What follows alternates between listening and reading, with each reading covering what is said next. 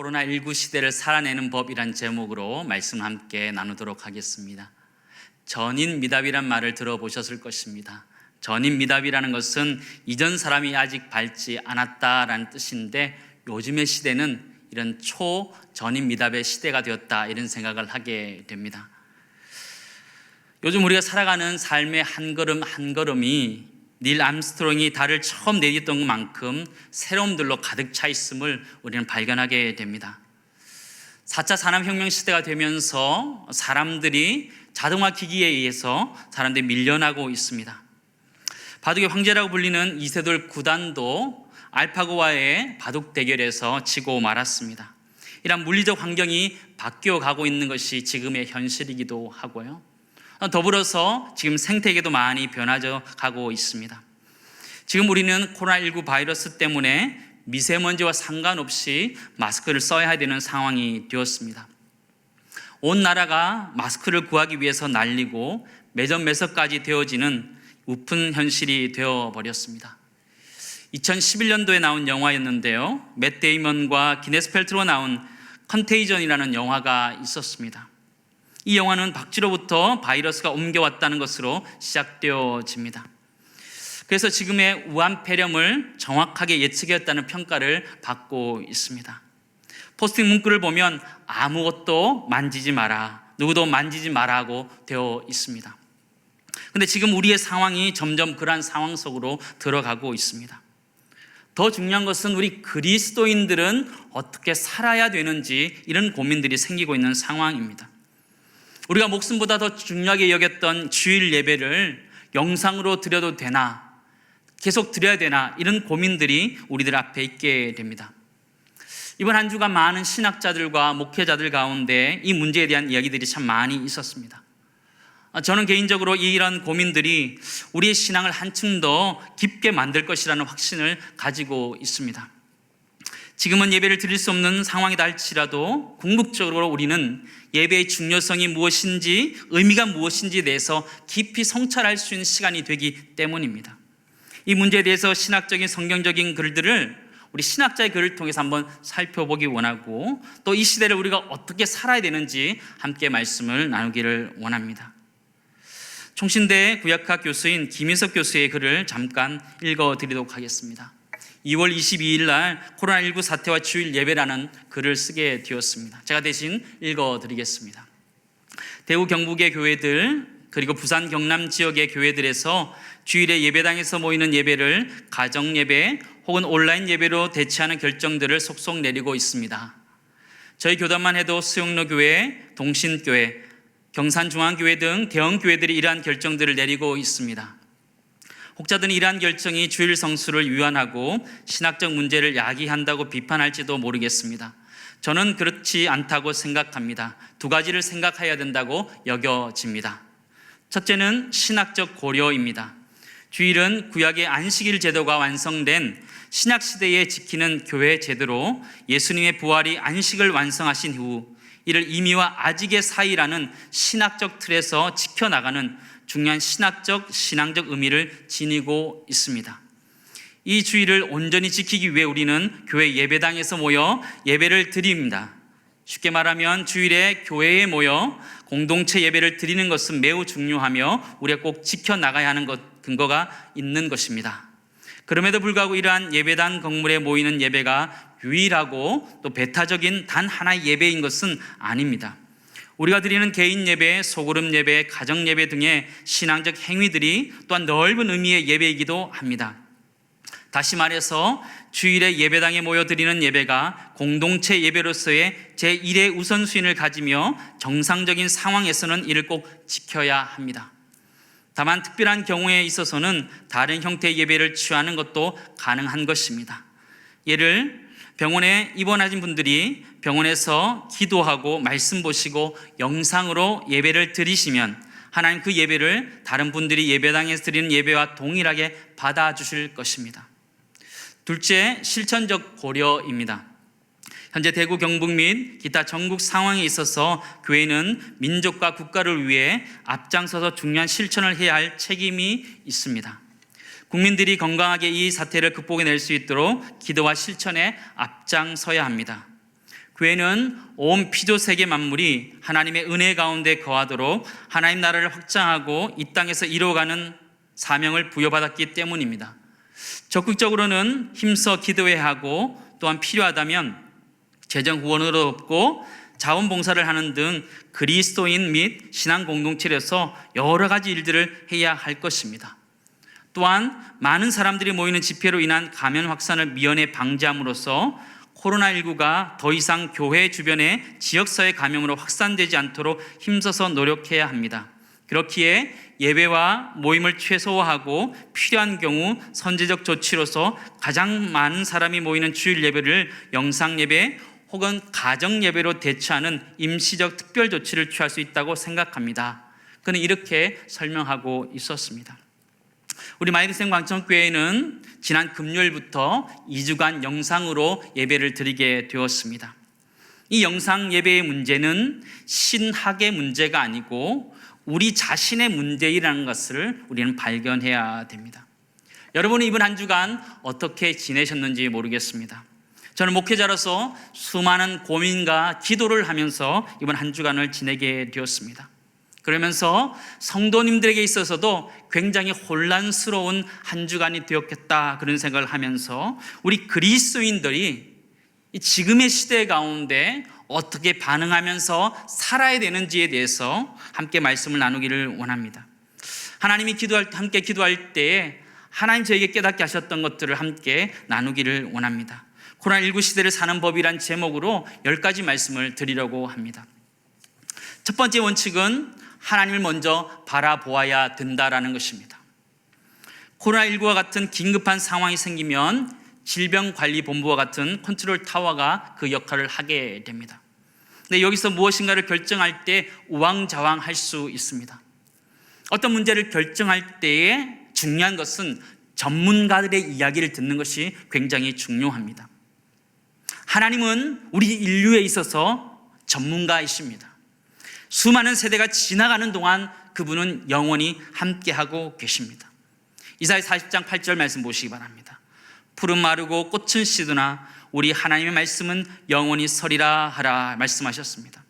지금의 상황에서 가장 중요한 것은 하나님을 바라보는 것입니다. 그보다 더 중요한 것은 없습니다.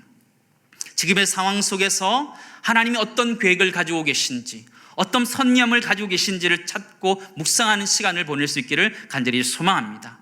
분명히 하나님은 이런 상황 속에서도 하나님의 계획하심과 섭리하심이 있는 것을 우리는 잘 알고 있기 때문입니다. 두 번째 원칙은 인간의 탐욕을 회개해야 합니다. 코로나19와 같은 사태는 우리 인간의 탐욕으로부터 시작되었다라고 볼 수 있습니다. 대체 음식이 있음에도 불구하고 몸에 좋다고 하면 무조건 섭취하려는 그런 욕망들이 우리에게 있습니다. 생피물과 같은 물건을 매점매석하면서 다른 사람들의 아픔을 이용해서 욕망을 채우는 사람들도 있습니다. 이단 신천지 집단과 같이 잘못된 교리로 사람들을 속이는 그런 사람들도 있습니다.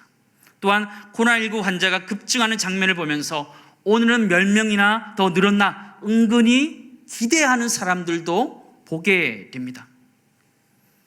우리 인류의 고통의 가장 근원은 바로 죄에서 시작되었다는 것을 우리 알 필요가 있습니다. 창세기 3장 17절 말씀 보시기 바랍니다.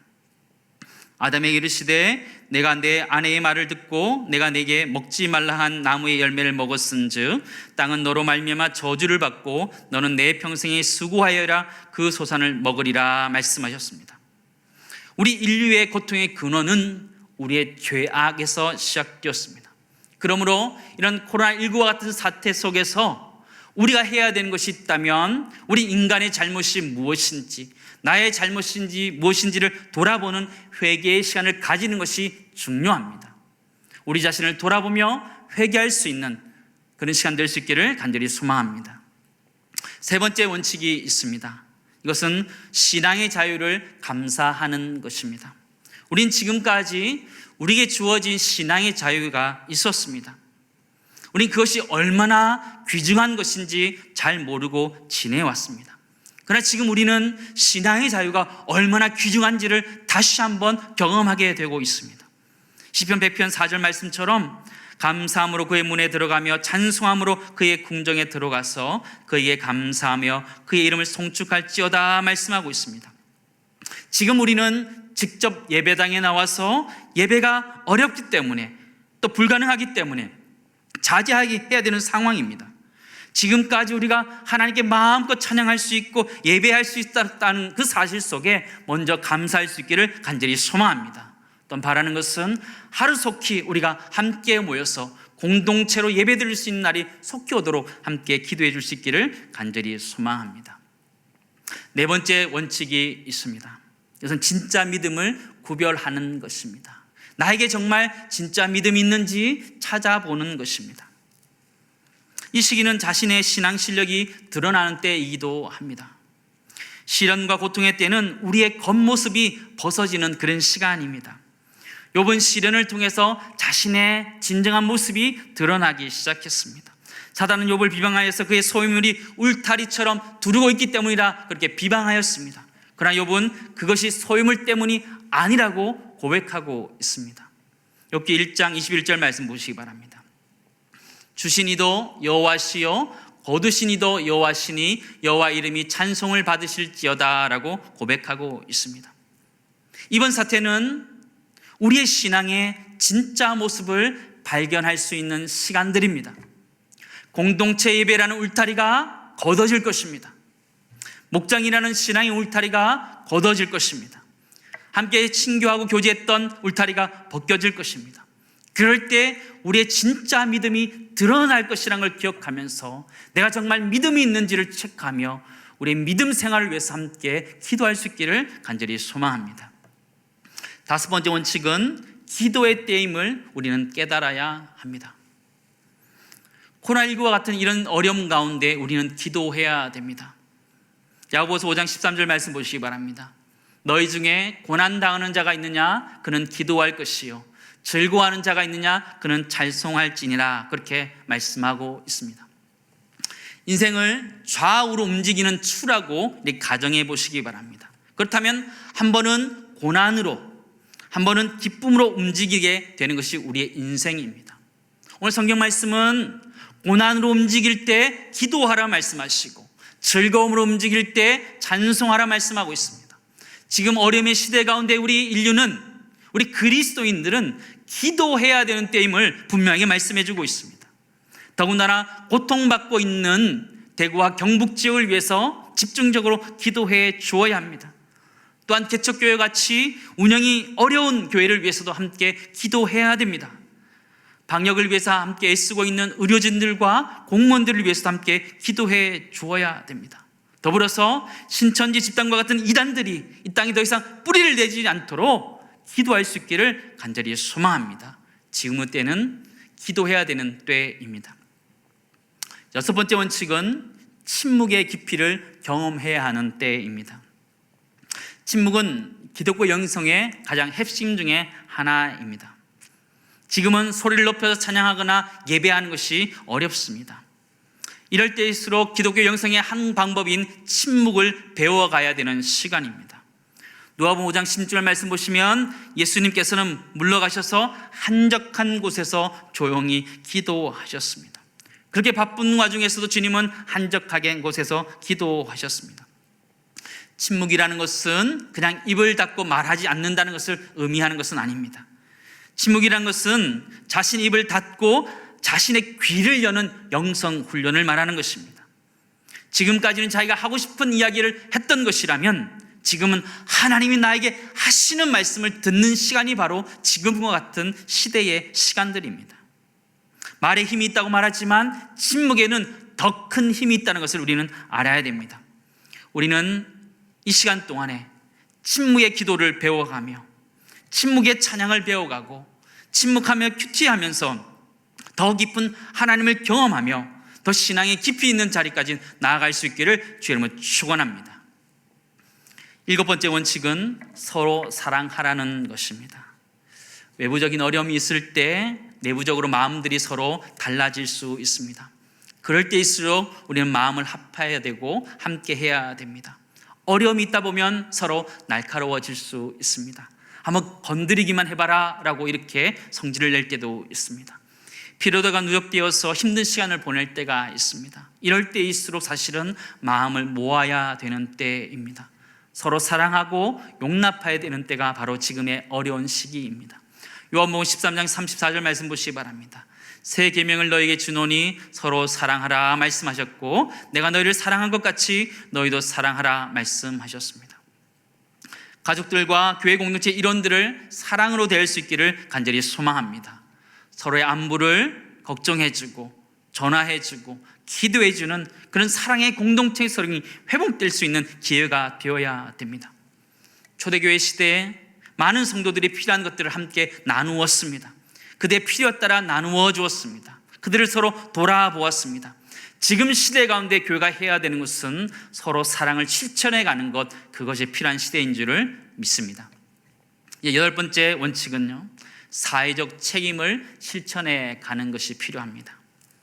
교회와 사회가 분리되어 있는 것처럼 생각하며 우리는 살아왔습니다. 그러나 신앙과 삶이 분리되지 않는 것처럼 교회와 사회는 분리될 수 없습니다. 그러기에 교회의 사회적 책임의 부분을 우리가 분명하게 인식하는 것이 필요합니다. 교회 공동체는 사회의 일원이기 때문입니다.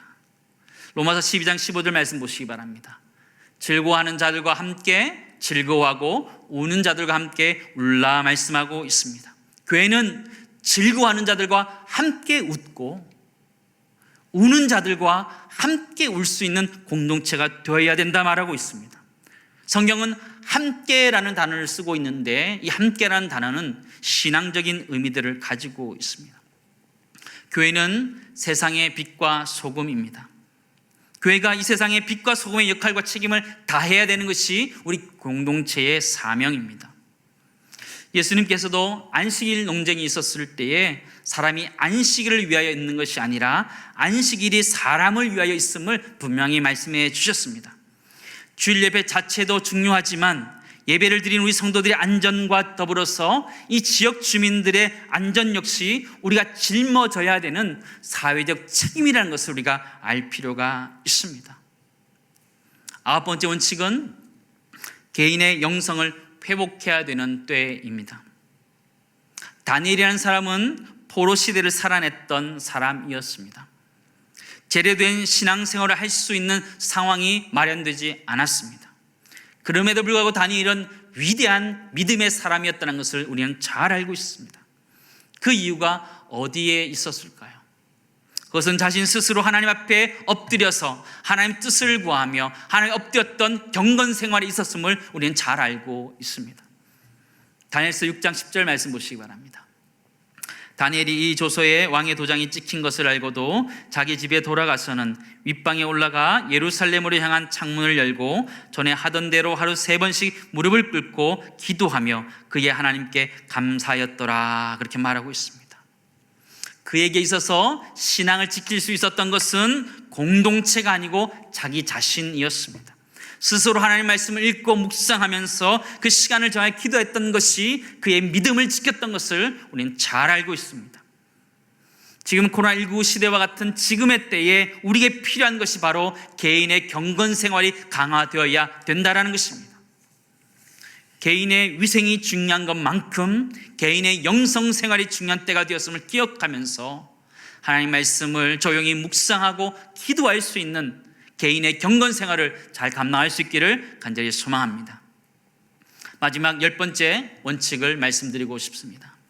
10번째는 자녀들의 신앙 회복에 집중하는 시간이 되었으면 좋겠습니다. 외출이 자제되어지는 상황 속에서 우리는 어쩔 수 없이 자녀들과 함께하는 시간이 더 많아지게 되었습니다. 우리는 이것이 다음 세대를 양육하는 기회가 되어야 됩니다. 이런 어느 위기 가운데 어떻게 부모가 믿음으로 이 위기를 대처해 가는지를 보여주어야 합니다. 지금까지 직장의 일로 아이는 학교의 일로 바빴다면 지금은 하나님께서 우리에게 자녀들과 함께하는 시간을 허락해 주셨습니다. 지금은 우리가 우리 아이들을 가르치도록 집중하는 시간이 되어야 하는 것입니다. 신명기 6장 7절 말씀 보시기 바랍니다. 내 자녀에게 부지런히 가르치며 집에 앉았을 때든지 길을 갈 때든지 누워있을 때든지 일어날 때든지 이 말씀을 강론할 것이며 라고 말씀하고 있습니다. 지금 우리는 아이들과 함께 있는 시간이 더 많아졌습니다. 아이들을 바이러스로부터 보호하는 것을 뛰어넘어서 우리 아이들이 세속적 가치관이 빠져있지 않는지, 우리 아이들이 죄악에 빠져있지 않는지를 돌아보면서 그들의 신앙이 다시 회복될 수 있도록 가르칠 수 있는 그런 시간 될 수 있기를 간절히 소망합니다. 이제 말씀을 정리하기 원합니다. 오늘 코로나19처럼 곤란한 시대를 살아내는 방법 10가지를 말씀드렸습니다. 한 가지 한 가지 깊이 돌아보면서 함께 실천해 가면 좋겠다라는 생각을 해보게 됩니다. 먼저 하나님을 바라보고 우리 가정과 이웃들을 바라보고 또 함께 예배드릴 그날을 소망하면서 우리 자신의 경건 훈련들을 잘 감당해 갈 수 있는 애가 있기를 주의 이름으로 축원합니다. 이 어려운 시대 가운데 우리 모두가 이 코로나 시대를 이겨낼 수 있는 방법들을 가지고 함께 하나님 앞에 엎드려 기도하면서 이겨낼 수 있기를 주의 이름으로 축원합니다.